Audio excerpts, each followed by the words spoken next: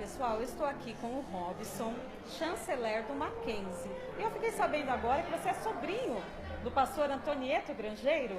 Sou sobrinho neto. Sobrinho neto.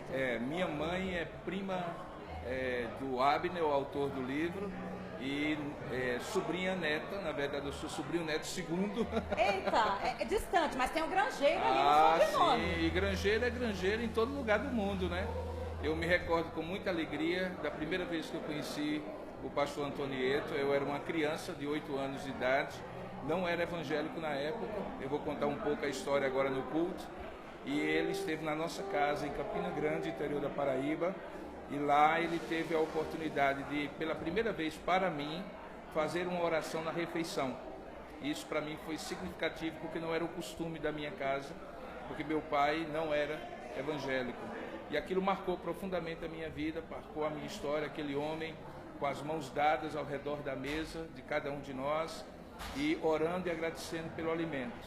E aquele impacto foi significativo. Poucos anos depois eu me converto ao Evangelho, Deus me chama ao ministério da Igreja Presbiteriana do Brasil, eu me torno pastor e isso já faz 35 anos e aqui estou eu relembrando todas essas histórias de uma vida que marcou a minha vida. Interessante, seria essa pergunta que eu iria fazer. Qual foi o interesse de um pastor da presbiteriana comparecer no lançamento de uma biografia de um pastor pentecostal? Pois então, aí eu descobri que é sobrinho. Eu tenho um canal Diário Pentecostal que aborda mais o aspecto histórico do pentecostalismo. Coisa boa. Né?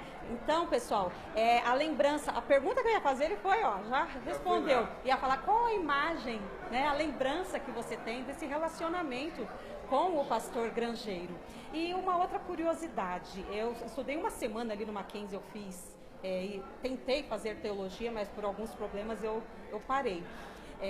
Qual foi a sua trajetória profissional para chegar nesse posto de chanceler da universidade? Na verdade, o Mackenzie é uma autarquia, uma instituição da Igreja Presbiteriana do Brasil, que a cada 4 anos elege 2 ministros e 3 presbíteros para o Conselho de Curadores. O Conselho de Curadores garante que o Instituto Presbiteriano Mackenzie, que é a grande instituição que mantém faculdades, universidade, agora mesmo hospitais, para que todos eles sejam conduzidos na direção do propósito da missão que os missionários americanos colocaram para o Mackenzie há 151 anos. E o Conselho de Curadores zela para que o Mackenzie não se desvie desta missão original. E eu tive o prazer de, durante 5 anos, ser o vice-presidente do Conselho de Curadores, o vice-presidente da Assembleia Geral da instituição, e em 2020 essa mesma instituição me convidou, me desafiou para assumir a chancelaria. A chancelaria é o grande executivo da confessionalidade, é o guardião da confessionalidade, trabalha com os capelães, uma grande equipe de capelães em todas as unidades de colégios, universidades, faculdades do Mackenzie, para assistir espiritualmente aqueles alunos, aqueles colaboradores, gestores, professores, e também preservar a memória, a cultura e a tradição do Mackenzie como instituição cristã reformada. E o chanceler cuida disso e representa institucionalmente o Mackenzie. Então, onde o Mackenzie, seja para dentro da igreja, do universo evangélico, seja para fora, precisa ser representado, o chanceler é como se fosse um embaixador do Mackenzie. Respondeu a pergunta que estava aqui. Eu iria perguntar justamente isso. Estou antecipando suas perguntas. Exatamente. Só mais uma pergunta, que ele já vai entrar. Você está pastoreando alguma igreja hoje? Eu continuo pastor da igreja que fundei há 21 anos, quando voltei dos Estados Unidos. Eu passei um período nos Estados Unidos pastoreando lá.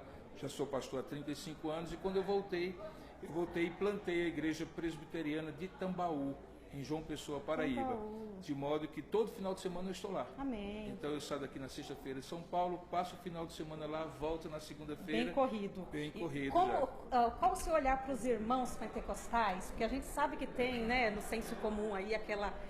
como você olha, o seu olhar para os irmãos pentecostais? Na verdade é um olhar de muito carinho, de muito amor, de muita gratidão pela obra que tem sido realizada pelas igrejas pentecostais no Brasil, especialmente pela Igreja Assembleia de Deus, que tem toda uma história, uma trajetória de muita influência, de muita evangelização, de muito trabalho para o reino de Deus.